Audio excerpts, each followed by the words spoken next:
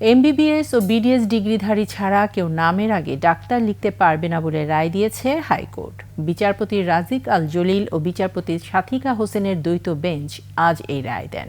এর আগে 2010 সালের ডিসেম্বরে বাংলাদেশ মেডিকেল ও ডেন্টাল কাউন্সিল আইন হয়। ডিএমএফ ডিগ্রিধারীদের ক্ষেত্রে আইনটির বৈষম্যমূলক প্রয়োগের অভিযোগ নিয়ে বাংলাদেশ ডিপ্লোমা মেডিকেল অ্যাসোসিয়েশনের তৎকালীন আহ্বায়ক শামসুল হুদা সহ অন্যান্যরা 2013 সালে একটি রিট করেন।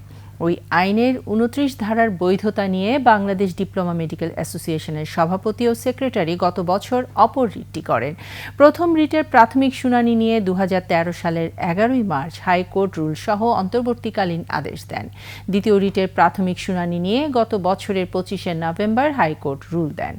রুলে আইনের 29 ধারা কেন সংবিধানের সঙ্গে সাংঘর্ষিক ঘোষণা করা হবে না তা জানতে চাওয়া হয়। রুলের ওপর একসঙ্গে শুনানি হয়।